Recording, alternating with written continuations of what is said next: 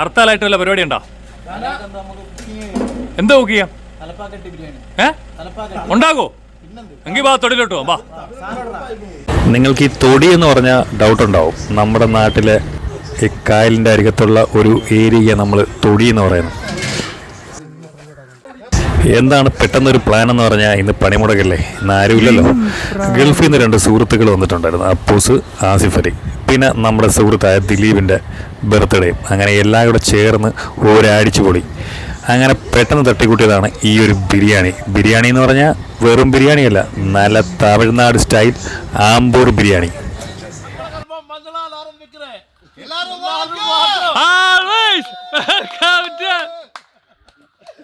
ഇതിന് ചുക്കാൻ പിടിക്കുന്നത് നമ്മുടെ സുഹൃത്തായ ചെറിയ പ്രായത്തിൽ തന്നെ എല്ലാ ഫുഡുകളും കൃത്യമായിട്ട് ഉണ്ടാക്കാൻ അറിയാവുന്ന രഞ്ജിത്ത് ബലഭദ്രനാണ്.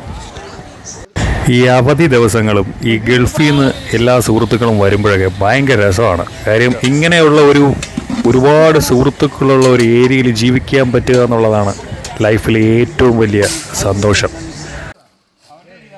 ഈ സന്തോഷം വന്നാലും സങ്കടം വന്നാലും എല്ലാരും വാവാ വാവാന്ന് വിളിക്കുന്ന അത് ചില പ്രത്യേക സാഹചര്യങ്ങൾ മൂലം ആൾക്കാർ വിളിച്ചു തുടങ്ങിയാണ്. ഇതിന്റെ അർത്ഥം നമ്മൾ ഡിക്ഷണറിയിൽ തിരയുകയാണെങ്കിൽ വാ വാ, വാ വാ, വാ വാ, വായും വയറും. അതിൻ്റെ ഇടയ്ക്ക് നമ്മുടെ ബിരിയാണി തയ്യാറാക്കുന്ന പരിപാടികൾ തകൃതിയായിട്ട് നടന്നുകൊണ്ടിരിക്കുന്നുണ്ട് രഞ്ജിത്തിൻ്റെ നേതൃത്വത്തിൽ, രഞ്ജിത്തിൻ്റെ അപ്പൂസിൻ്റെ നേതൃത്വത്തിൽ. പിന്നെ ഇതിൻ്റെ ഇടയ്ക്ക് ഒരു പുള്ളി ഒന്ന് തട്ടിയിടുന്നുണ്ട്. ഒരു കാര്യം അറിയാതെ ചുമ്മാ ചെയ്യുന്നതാണ്, വീഡിയോയ്ക്ക് വേണ്ടി മാത്രം. നമ്മളെ ദിലീപണൻ ഏത് നമ്മളവിടെ നടന്നാലേ വിജീഷിന്റെ പേര് ചീത്താവുന്നാണ് വിജീഷ് പറഞ്ഞിരുന്നത്. കുക്കിങ്ങിനെ പറ്റി ABC അറിയാത്തതുകൊണ്ട് എന്തൊക്കെ സംഭവങ്ങളൊക്കെ നടന്നിട്ടുണ്ട്. കുറെ കനലൊക്കെ വാരി മേളിലിട്ട് ഏകദേശം സാധനം സെറ്റായിട്ടുണ്ട്. ദമ്മെടുക്കുന്ന ആവേശത്തിൽ സൂപ്പർ സ്റ്റാർ ദിലീപണൻ അടിപൊളി ഒരു അബദ്ധവും കാണിച്ചു വെച്ചു.